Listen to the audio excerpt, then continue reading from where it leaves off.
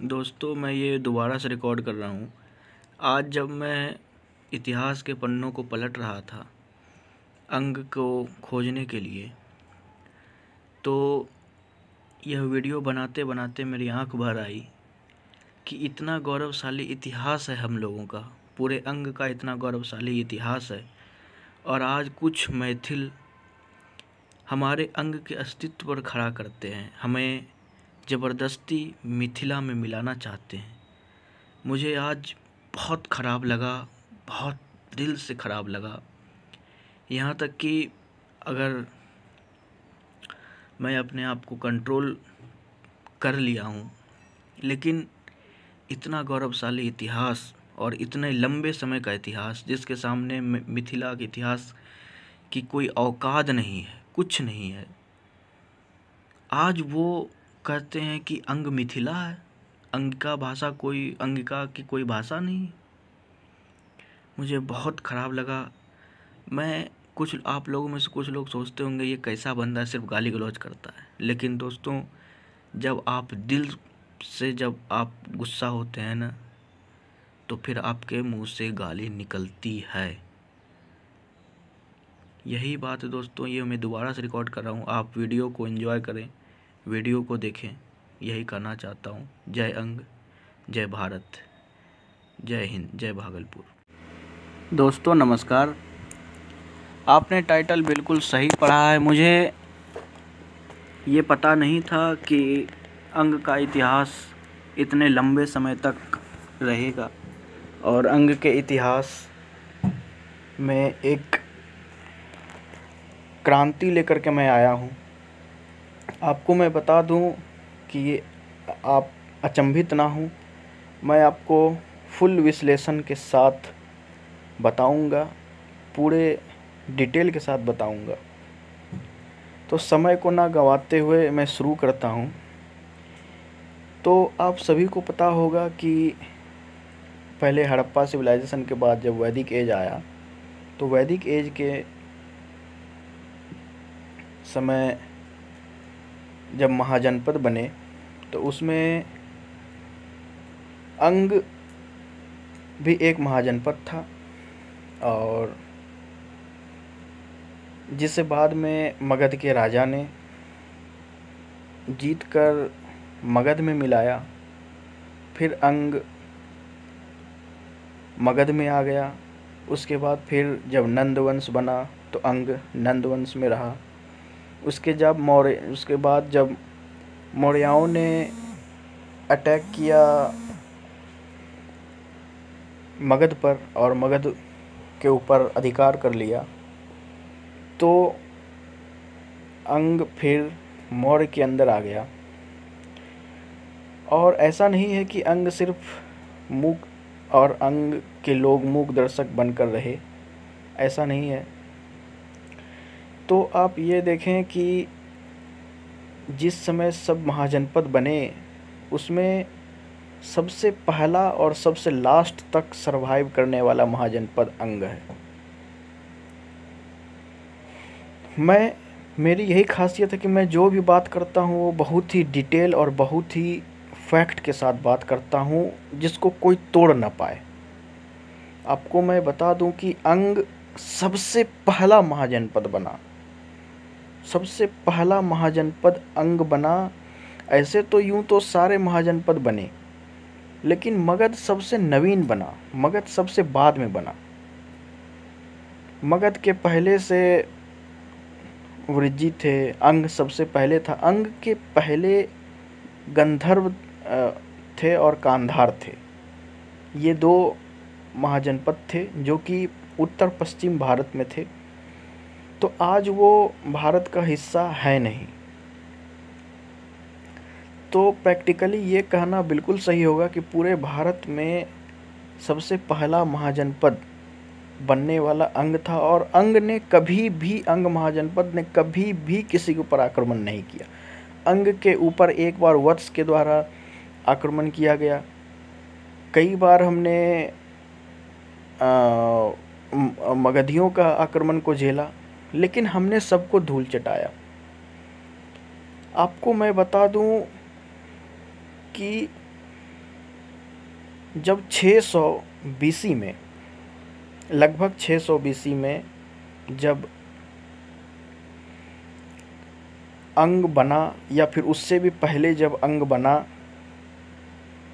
तो सारे बड़े बड़े साम्राज्य आए, बने, ख़त्म हुए। नंद आए चले गए, मौर्य आए चले गए, शिशुनाग आए वो चले गए, सातवाहन आए वो चले गए। सारे राज्यों का उदय हुआ और पतन हुआ, लेकिन अंग बरकरार था। कुछ लोग, कुछ ऐसे नीच लोग हैं जो कि ऐसा मानते हैं कि अंग को मगध में मिलाने के बाद अंग का इतिहास खत्म हो गया। ऐसे लोगों, मैं इस वीडियो को साफ सुथरा रखना चाहता हूँ, मैं इसमें गाली गलौज नहीं करना चाहता। दूसरे वीडियो में भर भर के गाली दूंगा। तो ऐसे लोगों को मैं कहना चाहता हूँ कि तुम लोग भी अंग ही हो, तुम लोग भी अंगी ही हो, तुम लोग के अंदर भी अंगी खून ही है। उसके बाद मैं बात करूं, जब मौर्यों का पतन हुआ और सब कुछ हुआ, तो गुप्ताओं के पहले, जब गुप्त वंश शुरू हुआ, उसके पहले तक अंग का इतिहास है, मैं आपको बताता हूँ। और सबसे बड़ी बात, गुप्ताओं ने जब आक्रमण शुरू किया, पूरे उत्तर भारत पर अधिकार करने की कोशिश की, तो उन्होंने पूर्व में अंग को छोड़कर बाकी सभी जगहों पर उसने आक्रमण किया। आप इतिहास के पन्नों में जाएं, देखें कि गुप्ताओं ने अंग पर कब आक्रमण किया था।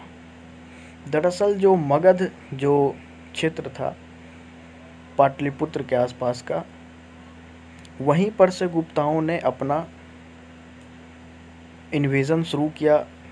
तो एक तरीके से आप ये कह सकते हैं कि गुप्ता ही मगध ही आक्रमण कर रहे थे सभी जगह।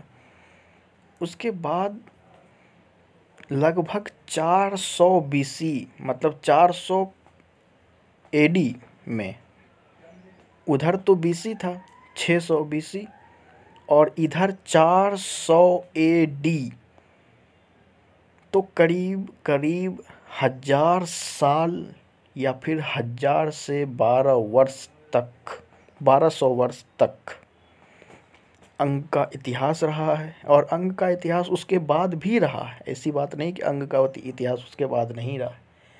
अंग का इतिहास उसके बाद भी रहा है, लेकिन वो आज हम लोगों के रूप में जीवित है, हमारे और आप के रूप में जीवित है, जो भागलपुर और मुंगेर, लखीसराय और जो जमुई, देवघर के लोगों के रूप में ये अंग का इतिहास आज भी मौजूद है, जीवित है। तो अंग का इतिहास इतना गौरवशाली और इतना बड़ा है। हमने बहुत सारे आक्रमणों को झेला अंग ने, लेकिन मैं आपको बता दूं कि वृज्जी, जो आज वैशाली का क्षेत्र है, उन्होंने भी एक दूसरे पर आक्रमण किया। मगध तो सबसे आगे रहता था आक्रमण करने में।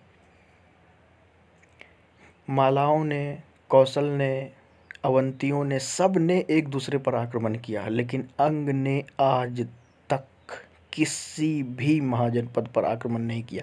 हमने सिर्फ डिफेंड किया है अपने आप को, हमने कभी किसी महाजनपद को ऑफेंड नहीं किया। आप अगर इतिहास के प्रेमी हैं और इतिहास में जानना आप चाहते हैं, तो आप देख लें कि अंगियों ने आज तक कभी भी किसी भी महाजनपद पर आक्रमण नहीं किया। लेकिन यदि हम लोगों को किसी ने आक्रमण किया है, तो हम लोगों ने उन्हें बहुत करारी हार दी है, चाहे वो मगध हो, चाहे वो वत्सा हो, चाहे वो कौशल हो, चाहे वो कौशाम्बी हो, चाहे वो कोई भी हो। हमने बहुत बार बहुत करारी हार दी है बहुत सारे लोगों को।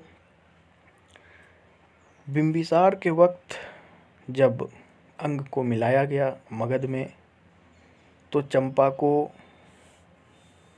राजधानी बनाने के साथ ही, यह संधि के साथ ही अंग मगध में मिला। दूसरी बात कि जब गुप्ताओं ने अंग पर आक्रमण किया तो भी संधि के तहत ही अंग को मिलाया गया गुप्ताओं में, और अंग हमेशा से 1000 साल तक स्वतंत्र रहा है और आज भी अंग भारत के रूप में, भारत के एक क्षेत्र के रूप में स्वतंत्र है, आज़ाद है। जय अंग, जय भारत, जय हिंद, जय अंगिका भाषा।